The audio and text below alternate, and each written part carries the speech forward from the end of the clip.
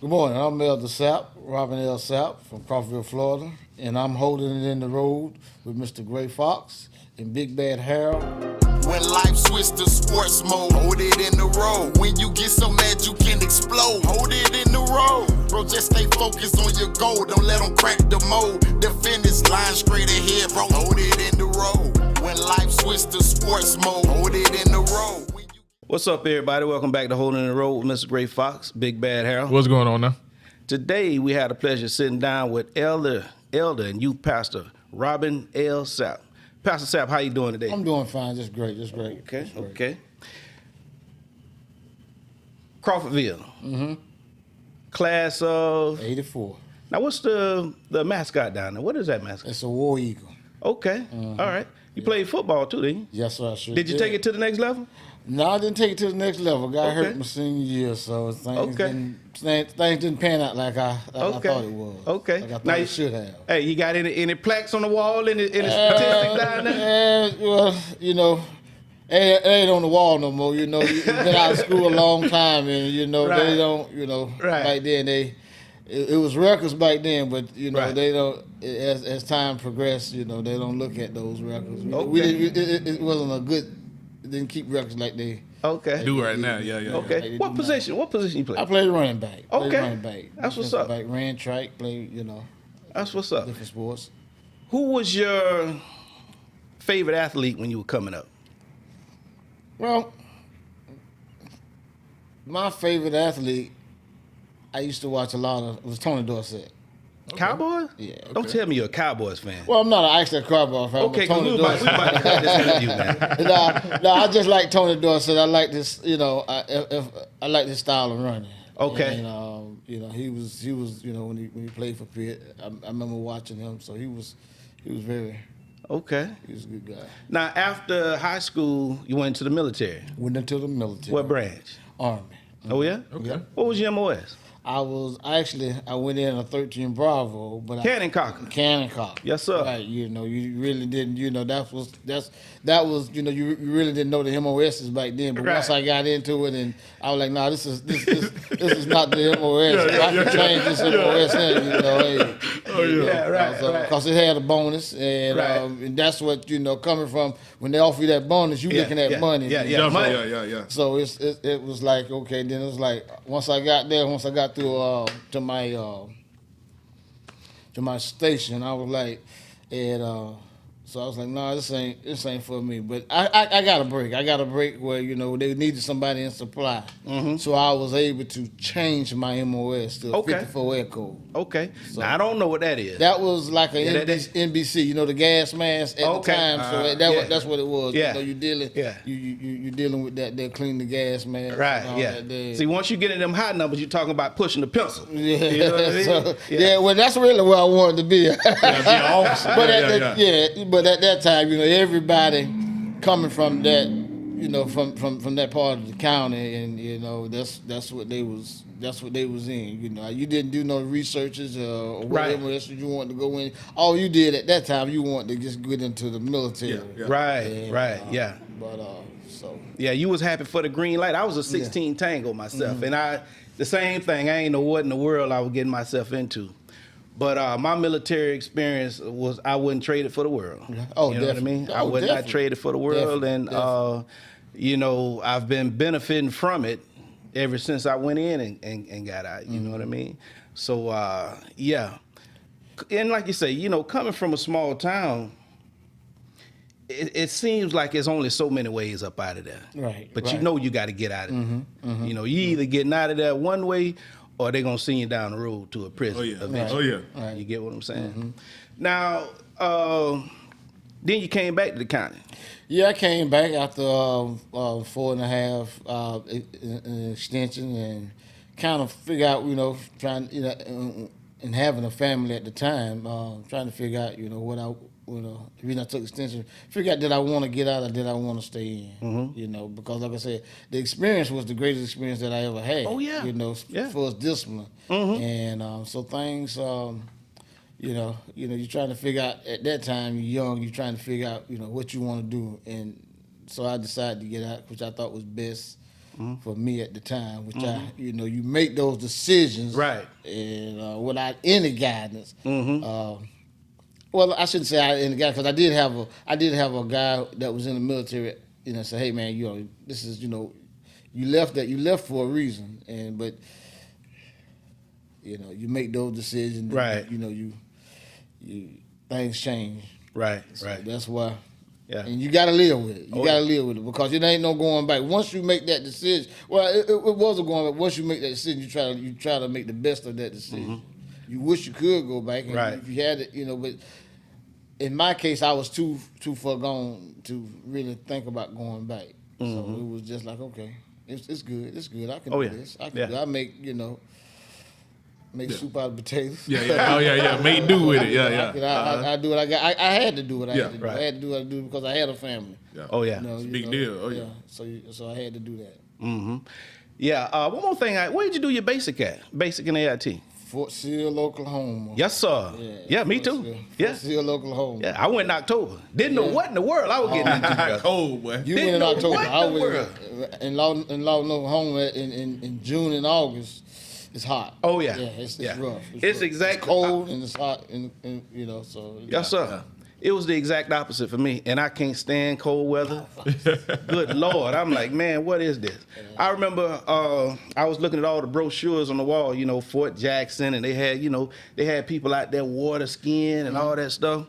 I think they had like a picture for Oklahoma. They had like a moose or a buffalo or something down like that. Ain't nothing to do. I said, man, what in the world I done got myself into? But I was only there for basic training, you know what I mean? But when you said 13 Bravo, I said, oh yeah, that's Fort Sill right there. The cannon cocker. Boom, I tell you. Long time. That's what's up. So when you got back, you came back to Crawfordville. And you've been here since. Yeah, sure. Okay, okay. I got well, actually, like I said, I had did extension and I was trying to figure out, and my cousin told me about some job opportunities, and I applied for several job opportunities. I was like, hey, so I said, well, I'll try this right here. And when I went on the job interview, and they told me, I was like, well, I'm still in the military. So and they told me the job was, I got the job. Right. I got the job. So, like I said, you make decisions. So I went back. I was still in service. So I went back and knowing what you got, knowing that you got a job, and knowing that you got a job too, and my ETS date was getting at the end. So I was like, well, and I guess that's why I say to people, don't never think about what you do before you do it. Sometimes it's just you got that opportunity. But I was late for a formation, Right. and me and the guy, me and actually my platoon sergeant didn't get along. Okay. So it was just like I was like, okay, how you say we short, Right. and he was riding me, so I was like, you know what, I done had about enough of this. Yeah. You know what I'm saying? Yeah. I'll take my family. We'll just, do what Right. I gotta do. I don't have to. I appreciate the experience when these next 6 months over with. Right. Because I did the extension. I'm gone. Yeah. I'm gone. I had like a similar experience, and I know exactly what you're talking about. Man, you see some of these people, and you be like, you know what? Nah, this might not be for me. Now, I love my military family. Oh, You know what I'm saying? I mean, man, I met some of the best people.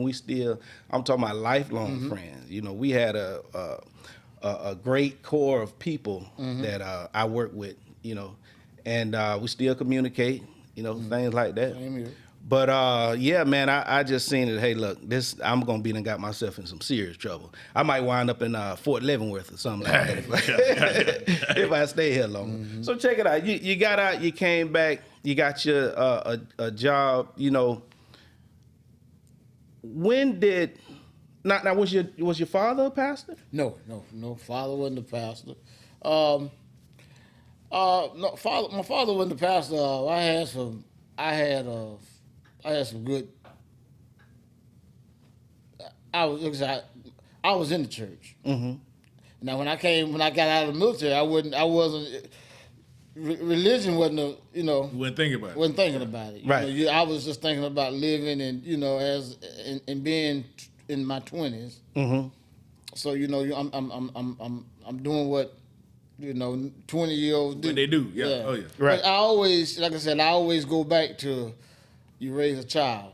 And I always knew what God can do because, like I said, if it hadn't been for God, and I always had a praying mother. So I had that base, Right, Yeah. that foundation. that foundation that regardless of the situation of what path what I'm doing, I always knew what prayer can do. Yeah. Oh, yeah. So Yes, sir. and I knew what it did to me in the military in some circumstances that when I was in the military because I always, like I said, I had my mom and dad wasn't together, but I always had a praying mother and a praying grandmother, and I had some because growing up, like I said, Walker County wasn't that big, and I remember cousins and stuff going to grandma, and she make us go to church. So I thank God for that foundation knowing what God can do. I'm not ashamed to tell people that. But even like I said, even when you're sinning, Yeah. but I always knew that God, and you promise God and say, you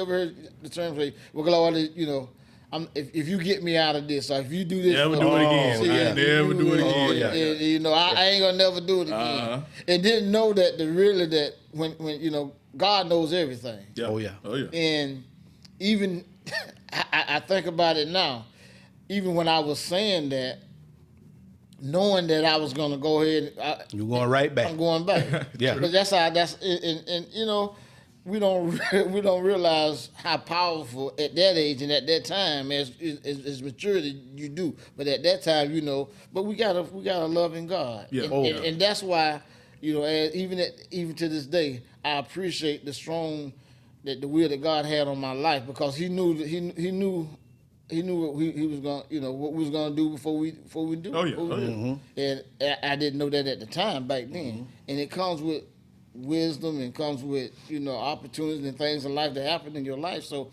I thank Him for that. That helped me as a young man growing up. I mean, as a young child growing up. That that God always, as I look back over my life. Coming from, my father was in my life, but he wasn't in my life like a father's supposed to. Right. And growing up, you take me, what I did, I took a little bit of, my friends and stuff that was in a father and mother, family household. structure life as we see, yeah. and I took a little bit of that as I was growing up once I started having kids, Yeah. And doing that, they're trying to, Balance it out. Yeah. balance my life. Oh, yeah. Whether you like take little pieces of puzzle. Sometimes you don't get it right, but it was just that one thing missing, and especially me having two boys. So it was you take that up growing up. You take your life experience, what you growing up, and how you want your life to be. You got to take control. You got to what the word is to build off that to be a better person. Right. And like I said, it was years in that there until I had a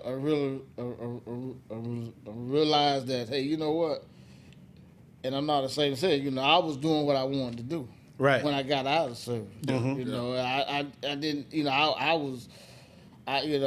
when I say doing what I wanted to do, I was, I wasn't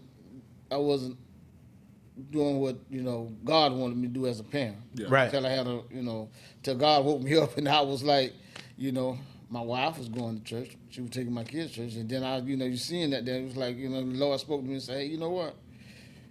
You say in your mind what you want to be, what kind of family you want to be, and what kind of man you want to be.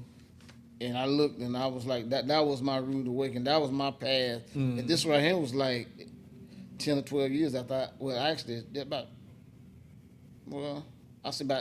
10 or 12 years after I got out of the service. Right.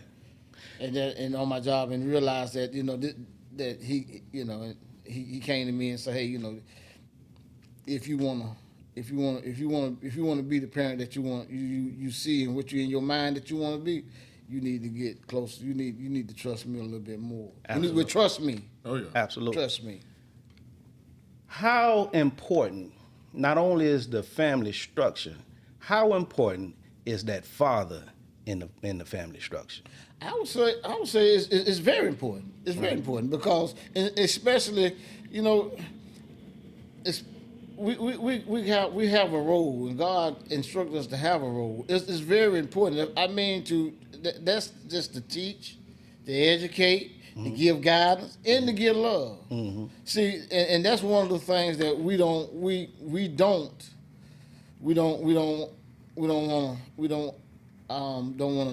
to do is give that love. I shouldn't say that now because it done changed now. When I was growing up, to tell a young man that, hey, I love you, support you, it's a sacrifice. It's definitely a sacrifice. You got to sacrifice that you know. And I realized that my kids was a blessing. Oh yeah. They was a blessing to me. Nothing happened by happenstance. It's a reason.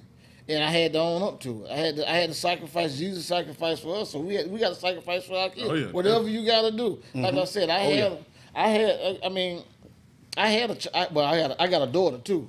So I had to, you know, I didn't want to be like, you know, I knew I had to take care of her. I knew that though. Right. That was my responsibility. Yeah. Regardless of me, you know, what we had with her mother, that was my responsibility. Nobody can't say that I never did. I had, and that's one of the reasons because I had it before I got out of high school, and that's one of the. And see, our choices are based on what we do.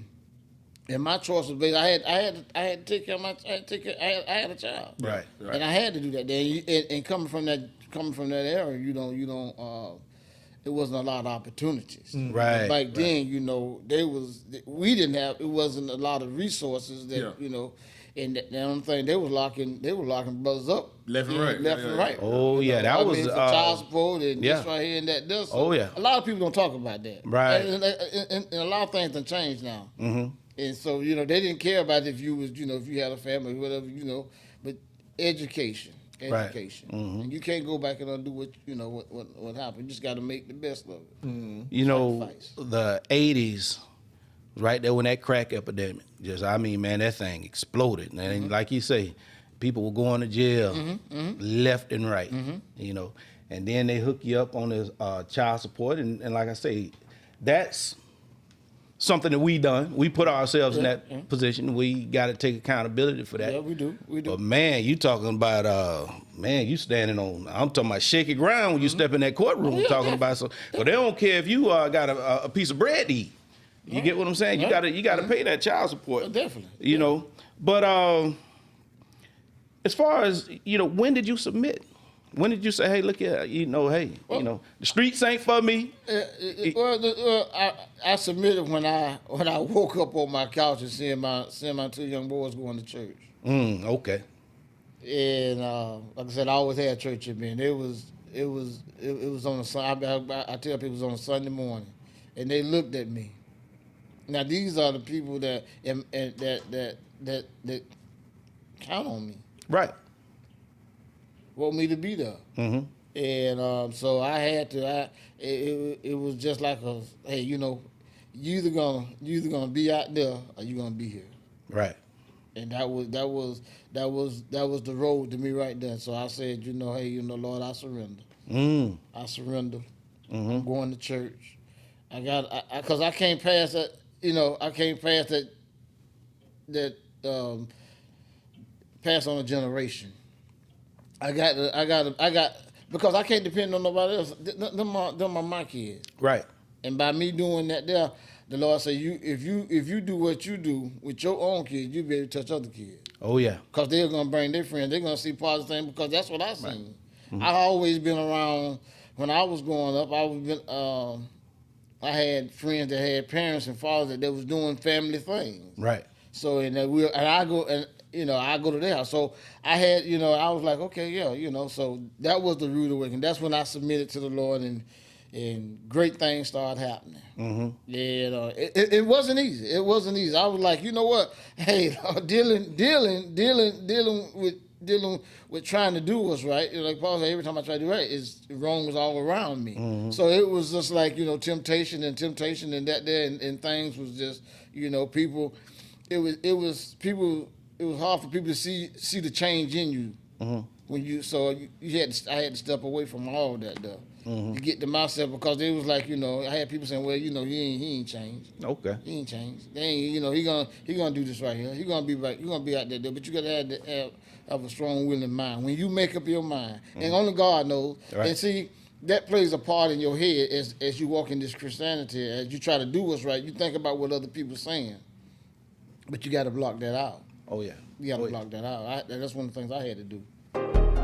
When life switch to sports mode, hold it in the road. When you get so mad you can explode, hold it in the road. Bro, just stay focused on your goal. Don't let them crack the mold. The finish line straight ahead, bro. Hold it in the road. When life switch to sports mode, hold it in the road. When you get so mad you can explode, hold it in the road. Bro, just stay focused on your goal. Don't let them crack the mold. The finish line straight ahead, bro. Hold it in the road. Bullets with a badge, I'll never get a pass. We can see straight through your mask. You made of glass, homie. Just think before you do the dash, cause it might be your last. Lay you in that grass, face down. You shoulda put your hand